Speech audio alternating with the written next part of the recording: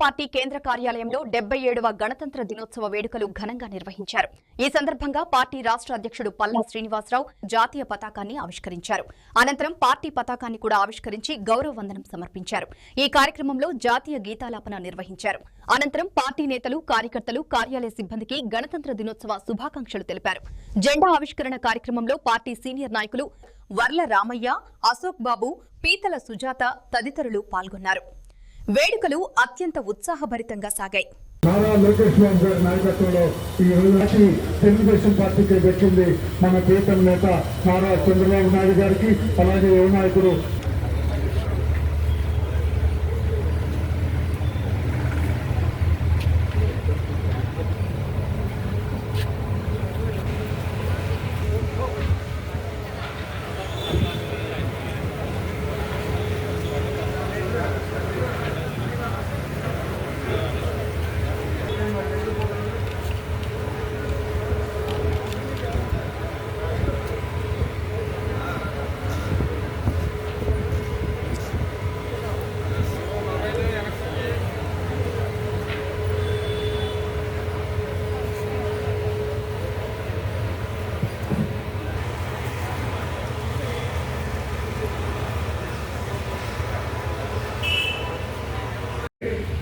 Doctor BR Ambedkar గారు రచించినటువంటి రాజ్యాంగం ఉందో ఆ రాజ్యాంగాన్ని ఈ రోజు నుంచి మన అమలు చేసుకున్నటువంటి దినం.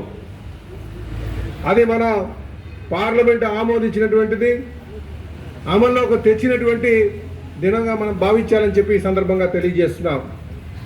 మరి ఈ రాజ్యాంగాన్ని ముఖ్యంగా ఈ ఎలక్షన్ ఏదైతే ఉందో ఎలక్షన్ని ఒక పద్ధతి ప్రకారంగా తీసుకెళ్ళడానికి నిన్న ఏదైతే జనవరి 25 ఉందో దాన్ని ఓటర్స్ డేగా, election commission of India formation డేగా మనం భావిస్తాం. అలాగే భవిష్యత్ తరాలకి కూడా తెలియజేయాలనే ప్రతి ఏడాది ఈ గణతంత్ర కార్యక్రమాలు చేస్తూ ఉంటాం. ఎవరైతే మన రాజ్యాంగాన్ని గౌరవిస్తారో వారు రాజకీయంగా ఎదిగిన తర్వాత ఆ హక్కుల్ని కాలు రాసే విధంగా ప్రవర్తించకూడదు. ఇది ముఖ్యంగా అందరూ గమనించాలి, ప్రజలు మరీ గమనించాల్సిన అవసరం ఉంది. ఎందుకంటే అంబేద్కర్ గారు ఎప్పుడైతే ఈ రాజ్యాంగాలు అమలుపరిచారో, అమలుపరిచిన రోజు వారు చెప్పినటువంటి మాట, దీన్ని అంతిమ లక్ష్యాలు చేరుకోవాలంటే పాలకులు ప్రజాస్వామ్య విలువల్ని కాపాడే విధంగా, దీన్ని ట్రూ స్పిరిట్తో నడిపించే విధంగా మరి నడవాల్సినటువంటి అవసరం ఉంది. కానీ ఈరోజు మనం చూస్తున్నాం, అధికారం వచ్చిన తర్వాత ఒక నియంత పోకట్లతో గత 5 సంవత్సరాలు మనం చూసాం. అలాంటి వారికి ఈరోజు ప్రజలు బుద్ధి చెప్పి పక్కన కూర్చోబెట్టారు. భవిష్యత్తులో కూడా ఎవరైనా సరే రాజ్యాంగ హక్కులు కానీ, ప్రాథమిక హక్కులు కానీ, చట్టాలతో మనకి ఇచ్చినటువంటి లీగల్ రైట్స్ కానీ ఎవరైనా కాలు రాస్తే వారికి ఖచ్చితంగా బుద్ధి చెప్పాల్సినటువంటి అవసరం ఉంటుంది. గతంలో తెలుసుకున్నటువంటి విషయం కూడా మనం గమనించాలి.